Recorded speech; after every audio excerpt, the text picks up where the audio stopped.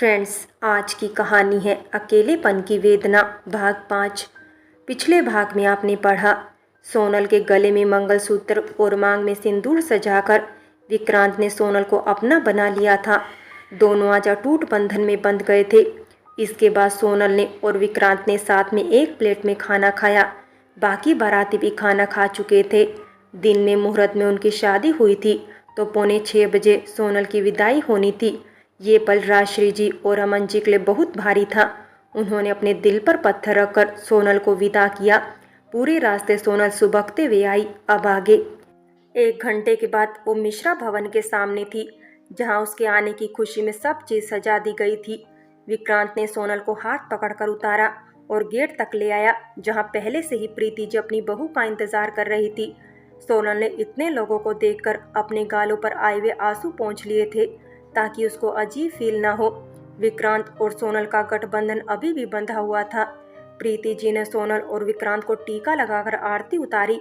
फिर सोनल ने अपने बाएं पैर से कलश गिराया और सिंदूर की थाली में अपने पैर रखकर फर्श के ऊपर कपड़े पर अपने पैर रखकर अंदर पैरों के निशान छोड़ती हुई आ गई।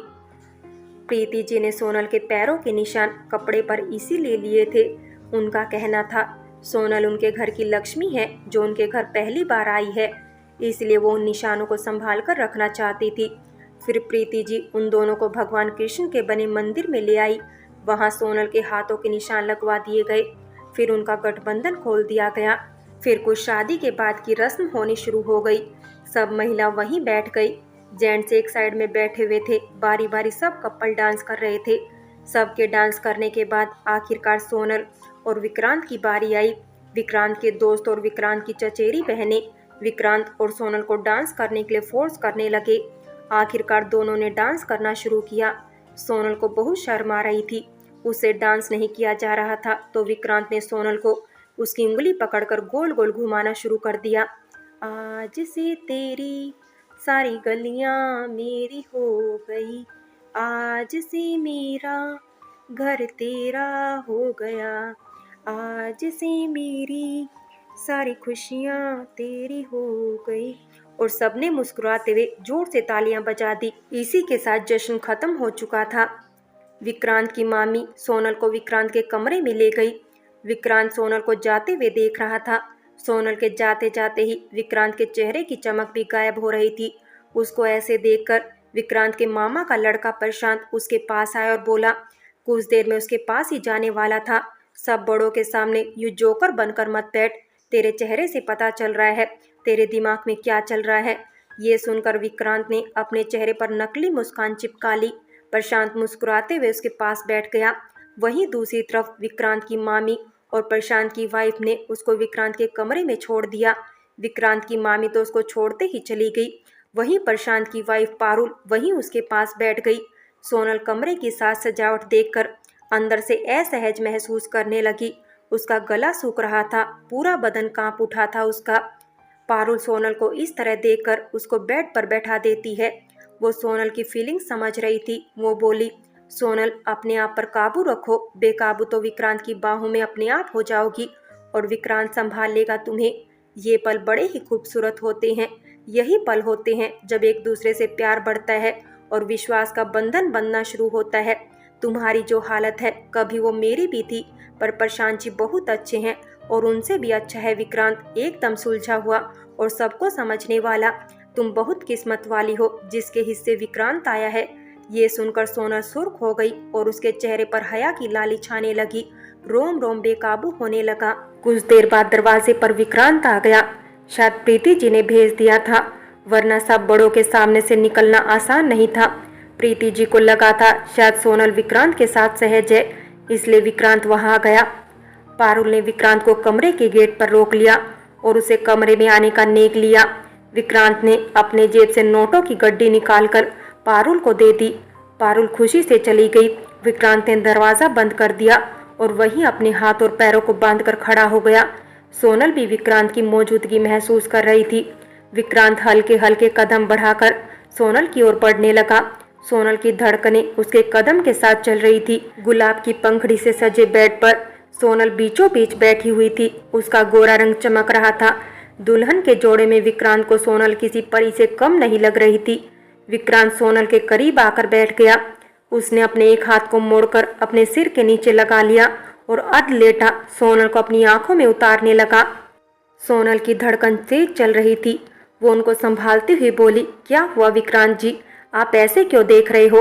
विक्रांत मुस्कुराता हुआ बोला, देख रहा हूँ, ये मेरी ही सोनल है ना, यह आसमां से उतरी हुई एक परी जिसको भगवान ने सिर्फ और सिर्फ मेरे लिए ही बनाया है।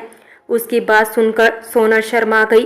वो अपनी ठोड़ी पर दोनों हाथ टिकाकर सीने के बल लेट गई और विक्रांत की तरफ मुस्कुराते हुए बोली, आप हम पर चांस मार रहे हैं ना? विक्रांत ने अपनी नजरें सोनल के चेहरे पर गड़ा दी और गहरी नजरों से देखते हुए बोला, मुझे क्या जरूरत है अपनी ही बीवी पर चांस मारने की? ये सुनकर सोनल की खूबसूरत पलकें झुक गई। विक्रांत ने अपने कुर्ते की जेब से एक सुंदर सी रिंग निकाली और सोनल के हाथ को पकड़कर रिंग पहनाते हुए बोला, शादी के बाद का पहला गिफ्ट कबूल कीजिए। सोनल की उंगली में रिंग आने के बाद रिंग चमकने लगी। सोनल बोली, बहुत ही खूबसूरत है। विक्रांत बोला, पर मेरी सोनल से कम। सोनल उसकी बाहों में छुप चुकी थी। विक्रांत ने भी उसको अपनी बाहों में भर लिया। कुछ पल बाद विक्रांत ने सोनल के चेहरे को अपने हाथों के बीच रख लिया और धीमे से उसके कोमल अधरों को अपने नरम अधरों के बीच रख लिया। दोनों एक दूसरे में गुम होते चले गए। सोनल के हाथ विक्रांत की पीठ पर चले गए। दोनों देर रात तक एक दूसरे में डूबे रहे, फिर थक कर एक दूसरे की बाहों में ही सो गए। अगली सुबह सोनल की आंखें खुली तो कमरे में रोशनी फैली हुई थी। ये देखकर सोनल झट से उठ गई। उसके दूसरी साइड विक्रांत लेटा हुआ था। कल की बात याद करके उसके गाल लाल हो गए थे। वो फटाफट से उठी और नहाकर उसने लाल रंग की साड़ी पहन ली।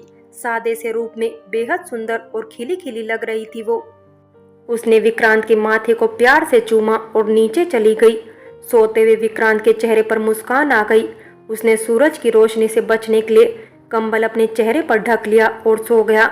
वहीं सोनल नीचे गई तो उसकी मुलाकात प्रीति जी से हो गई। लगभग शादी की वजह से रुके हुए लोग चले गए थे। बस विक्रांत के मामा का परिवार रह गया था। पारुल अपनी 5 साल की बेटी को खाना खिला रही थी। प्रशांत और बाकी सब शादी की वजह से आए हुए सामान को वापस भिजवा रहे थे। विक्रांत की मामी रसोई संभाल रही थी। प्रीति जी ने जैसे ही सोनल को देखा उसकी नजर उतार ली। सोनल ने मुस्कुराते हुए उनके पैर को छू लिया। प्रीति जी बोली, बेटा नीचे क्यों आ गई? शादी की वजह से थक गई होगी तो आराम करना चाहिए था। मैं बस चाय लेकर आ ही रही थी। राजश्री जी ने बताया था तुम सुबह सुबह चाय पीती हो। सोनल का खुशी से दिल भर आया उनकी बात सुनकर। वो बोली, नहीं माँ, मेरी नींद खुल गई थी इसीलिए नीचे आ गई। प्रीति जी बोली, बेटा तुम तब तक पारुल के पास बैठो, मैं चाय लेकर आती हूँ। सोनल बोली, नहीं माँ, आप बैठिए, मैं लेकर आती हूँ।